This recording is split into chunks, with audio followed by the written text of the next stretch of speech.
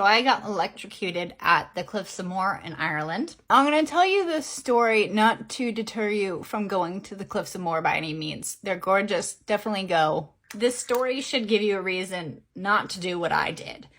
So I basically went on this tour with this company called Paddywagon Tours. They took me on a bus from Dublin. They stopped about some other places on the way, the Baby Cliffs, this fishing village, like a old abbey that had kind of like crumbled. It was gorgeous. Highly recommended the tour. Just not recommending what I did at the Cliffs of Moher. So the Cliffs of Moher, a cliff, so very steep drop if you go over it. And then there's a tiny little path, probably about like 2 at max, some points 3 feet wide, and then there's a fence. So some lady decided to push her baby carriage up the cliff. This was a terrible idea. I don't know why she thought it was a good idea, but I'm not her, so I can't tell you that. What I can tell you is I thought I was being nice, and I'm not going to lean towards the cliff to get out of the way, obviously, because I don't want to fall off it. I will lean towards the fence. So I leaned on the fence. All of a sudden, I screamed. Like, real loudly. Not like, ah! Like real piercing scream. Realized what had happened and that it was an electric fence.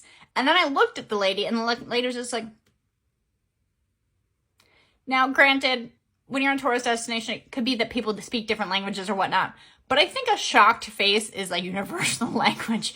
And that was not the face that she had. That was certainly the face I had. So I was kind of like shocked that she wasn't like trying to look at me with any kind of sympathy or shock or anything. She just was like, because I still wasn't out of her way of the baby carriage because I had been electrocuted. Which later on I did see like a tiny little sign, like about the size of like, I don't know, a small Post-it note with a little lightning bolt on it. And that was it. So there was a sign, but a very small sign. And I just thought I was getting in the way. Honestly, I just didn't think about the fence that much. If I had thought about it maybe more, I would have figured that out. But I was just like, I'm going to be a nice person and move out of the way. It didn't pay off for me.